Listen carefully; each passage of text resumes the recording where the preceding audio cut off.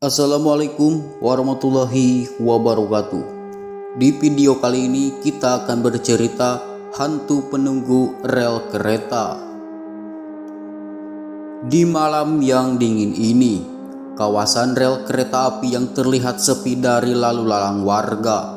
Kesibukan ibu kota yang padat ini seolah sudah berubah saat jam melewati pukul 22.00. Walaupun kawasan ini menjadi salah satu kawasan yang padat penduduk, akan tetapi semua berubah saat gelap menguasai langit. Saat itu, Oji, seorang hansip yang tengah melakukan ronda malam, berjalan-jalan dari gang ke gang dan dari jalan ke jalan. Sesekali, ia juga menyalakan rokok dan menghisapnya menemani ronda malam ini. Sambil menyorotkan lampu senternya, pria usia 30 tahunan ini pun berjalan melewati jalan-jalan yang gelap. Ia juga tengah sibuk membalas pesan-pesan dari teman-temannya di handphone miliknya itu. Sambil bersenandung dan bersiul, Oji berjalan agak menjauh dari rumah-rumah warga saat situasi sudah dinilai aman. Ia berjalan menuju jalan yang agak lebar dan berbelok ke sebuah palang perlintasan kereta api. Di sana ada sebuah pos di mana temannya yang bernama Opan sedang berjaga malam juga di pos hansip dekat jalur kereta api itu. Daerah perlintasan kereta api itu seringkali terjadi tawuran antar geng anak muda yang meresahkan warga, sehingga peran Oji dan Opan cukup diperlukan di sini. Woi, hahaha, takut lo sampai minta gue supaya kemari, kata Oji sambil tersenyum lebar dan menaruh senternya di meja pos. Ah, bikin kaget lu bego, jawab Opan. Oji kemudian duduk dan meminum sebuah kopi yang ada di meja Opan. Saat itu suasana memang sepi, akan tetapi Opan tetap bertahan di posisinya itu. Mereka bersantai sejenak sambil menikmati sejuknya angin malam. Sesekali juga mobil-mobil lewat jalan yang mereka jaga itu. Lantunan musik dangdut terdengar dari speaker handphone Opan. Salah satu solusi untuk menemani malam panjang mereka sekaligus mengusir suasana sepi yang kerap kali menimbulkan hawa mengantuk. Pan, lihat tuh Pan, kata Oji yang menunjuk ke arah rel kereta. Opan pun menoleh dan melihat seorang pemuda yang semula berjalan normal tiba-tiba jatuh terduduk sambil menunduk serta memegangi kepalanya. Opan dan Oji heran dan terus memperhatikan.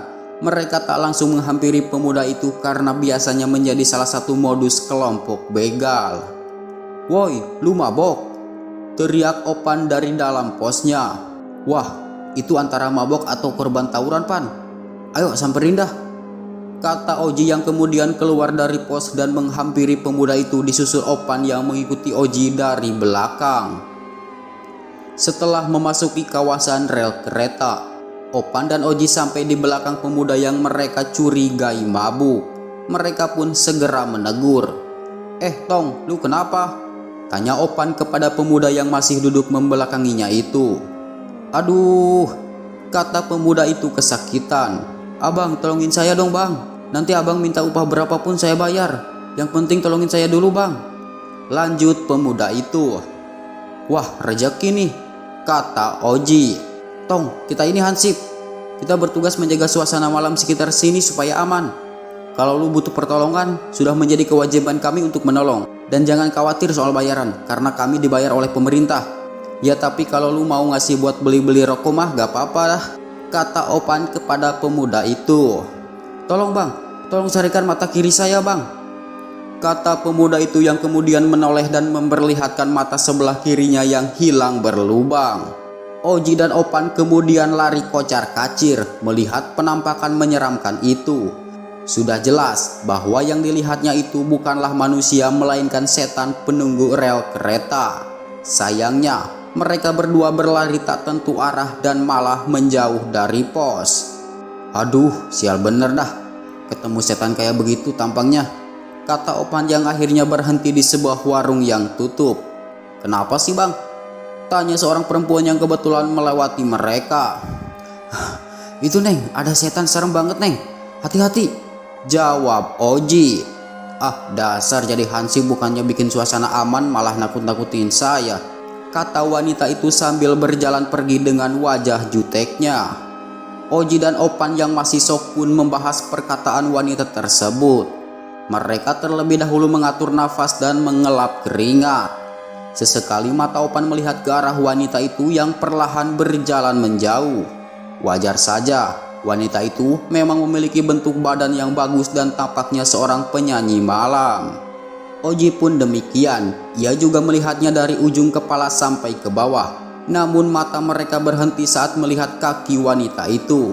Kaki wanita itu putus di bagian lutut dan berjalan mengambang. Darah merah pun menetes dari dalam kaki wanita yang putus itu. "Setan!" teriak mereka berdua yang tiba-tiba terbangun dari tidurnya. Ya, ternyata apa yang mereka lihat itu hanyalah mimpi belaka. Nyatanya, mereka berdua masih berada di pos satpam. Kemudian Oji terlebih dahulu menceritakan mimpinya kepada Opan. "Loh, kok mimpi lu sama kayak gue, Ji?" tanya Opan. "Pas sebelum bangun, lu lihat cewek jalan gak ada kakinya ya?" lanjut Opan bertanya. "Lah, iya kok bisa sama, Pan?" ujar Oji yang juga kebingungan. Tak lama datang seorang pria berbadan gemuk mendekat ke arah mereka sambil membawa senter. Pria gemuk itu berdiri di depan jendela dan menyapa mereka berdua. "Kenapa lu, Bang? Gue lagi jalan denger suara lu pada teriak." "Hahaha," kata pria tersebut sambil tertawa dan menyorot mereka berdua dengan senter. "Alah, gak usah ketawa lu," ucap Oji yang kesal.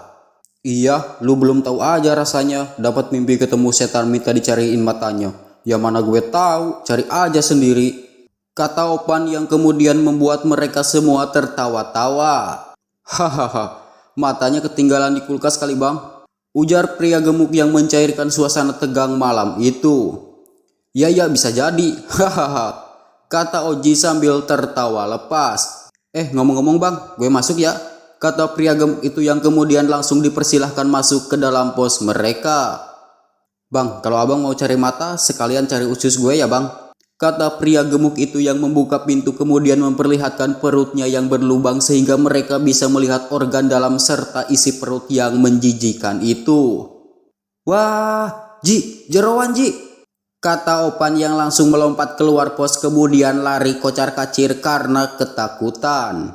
"Baik lu setan," kata Oji yang menyiram hantu pria gemuk itu dengan kopi sebelum akhirnya lari menyusul Opan di depan. Beberapa hari berikutnya, mereka berdua tidak melaksanakan jaga malam di pos itu lagi. Mereka ketakutan setelah diteror oleh para penunggu rel kereta api angker tersebut. Mereka juga menceritakan pengalaman mengerikan ini kepada rekan hansip lainnya. Semenjak saat itu, tak ada lagi yang berani berjaga di pos dekat rel kereta kecuali beramai-ramai.